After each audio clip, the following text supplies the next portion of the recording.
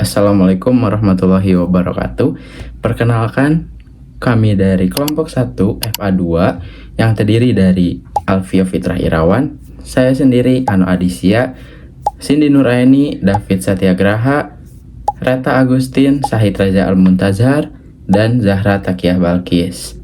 Izinkan kami untuk mempresentasikan hasil analisis fenomena overconsumption untuk memenuhi tugas UAS mata kuliah Psikologi Komunikasi. Overconsumption atau konsumsi berlebihan artinya membeli barang lebih dari yang sebenarnya dibutuhkan. Hal ini biasanya dipengaruhi oleh gaya hidup, tren, dan media sosial. Sekarang makin banyak terjadi karena belanja lewat internet seperti di TikTok Shop semakin mudah. Menurut artikel kompas.com tanggal 31 Oktober 2023, orang jadi sering beli barang hanya karena sedang ramai dibicarakan atau ikut tren dari influencer dan istilah seperti racun TikTok, bukan karena barang itu memang diperlukan. Target audiens kampanye ini adalah remaja hingga dewasa muda berusia 17-25 tahun, baik itu pelajar, mahasiswa, ataupun pekerja muda yang aktif menggunakan media sosial. Kelompok ini dipilih karena mereka lebih sering terpapar tren, promosi, dan rekomendasi dari influencer yang dapat mendorong perilaku overconsumption, yaitu membeli barang berdasarkan keinginan, bukan kebutuhan. Nah, jadi tujuan kampanye ini itu salah satunya agar masyarakat itu jadi tahu dampak dari overkonsumtif itu apa. Dan agar mereka juga bisa membedakan mana barang-barang yang mereka beli untuk kebutuhan dan mana yang mereka beli hanya untuk keinginan sesaat.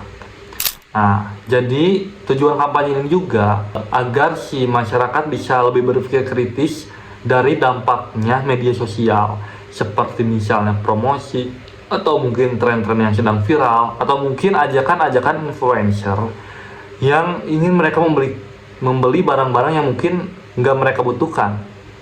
Nah, semoga kampanye ini juga bisa jadi salah satu titik agar mereka bisa mempertimbangkan apa yang ingin mereka beli. Jadi lebih mengutamakan keuangan mereka dan juga agar mereka bisa membeli barang-barang yang lebih mereka butuhkan dibandingkan barang-barang yang mereka beli hanya untuk mengikuti tren saja. Selanjutnya, saya Cindy Nurandini akan menjelaskan penerapan dua teori psikologi komunikasi yang kami gunakan dalam video kampanye ini, yaitu teori persepsi dan teori motivasi. Yang pertama adalah teori persepsi dari Jalaluddin Rahmat. Sederhananya, teori ini menjelaskan bahwa apa yang sering kita lihat atau apa yang sering kita dengar bisa mempengaruhi cara kita berpikir dan menilai sesuatu. Misalnya, setiap hari kita melihat live shopping, review influencer, promo flash sale, atau notifikasi diskon dari media sosial. Lama-kelamaan, kita jadi merasa kalau barang yang lagi viral itu penting untuk dimiliki, padahal belum tentu kita benar-benar membutuhkannya. Nah, penerapan teori ini terlihat di bagian awal video ketika Reta yang terus scrolling media sosial, menerima banyak notifikasi dari aplikasi belanja, melihat tumpukan paket sampai akhirnya menyadari saldo rekeningnya yang mulai menipis. Adegan ini menunjukkan bagaimana media sosial bisa mempengaruhi cara seseorang melihat suatu barang, sehingga yang awalnya hanya keinginan terasa seperti kebutuhan. Selanjutnya adalah teori motivasi dari Abraham Maslow. Kalau teori ini menjelaskan alasan kenapa seseorang melakukan sesuatu.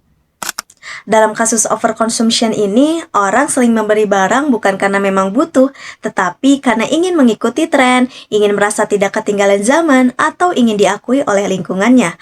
Kondisi ini sering kita kenal dengan istilah FOMO, Fear of Missing Out. Penerapannya ada pada adegan ketika Reta terus membeli barang yang sebenarnya sudah dia punya, seperti tumbler atau lipstick dengan warna yang hampir sama. Jadi, yang mendorongnya membeli bukan karena barang itu benar-benar diperlukan, tetapi lebih karena keinginan untuk ikut tren dan mendapatkan kepuasan sesaat. Teori perubahan sikap yang dikembangkan oleh Karl Hofland.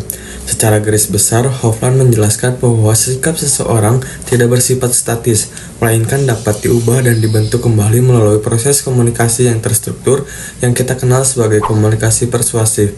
Dalam teorinya, Hofland menekankan bahwa keberhasilan perubahan sikap sangat ditentukan oleh 3 komponen utama, yaitu kredibilitas komunikator, siapa yang menyampaikan pesan. Selanjutnya ada struktur dan daya tarik, seperti bagaimana isi pesan yang dikemas, dan selanjutnya ada intensitas saluran, bagaimana pesan tersebut dapat didistribusikan secara konsisten. Untuk melihat relevansi teori ini pada era digital, kita dapat menganalisis fenomena influencer, marketing, dan perilaku konsumtif impulsif. Konsep Hofland bekerja melalui mekanisme berikut. Faktor kredibilitas sumber influencer atau figur publik yang diikuti oleh audiens telah membangun kepercayaan dan kedekatan emosional. Akibatnya informasi yang mereka sampaikan tidak lagi dipersepsikan sebagai iklan komersial yang kaku, melainkan sebagai rekomendasi personal yang valid. Selanjutnya ada faktor pesan dan pengulangan.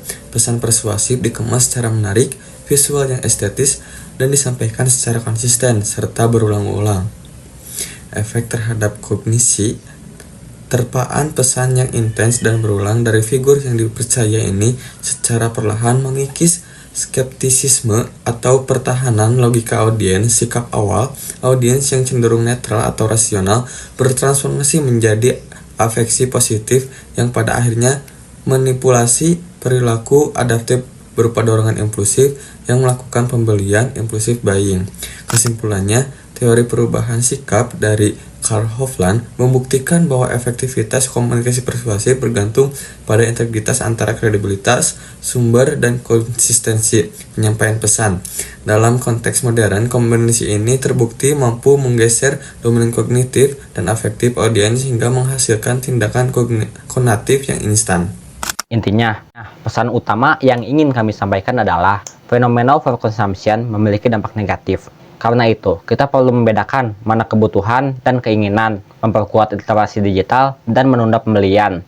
Dan harapannya, kampanye ini dapat berdampak untuk mengurangi fenomena belanja berlebihan yang terjadi oleh faktor promosi influencer dan keinginan sesaat. Sekian dari kami, kelompok 1, Psikologi Komunikasi. Terima kasih.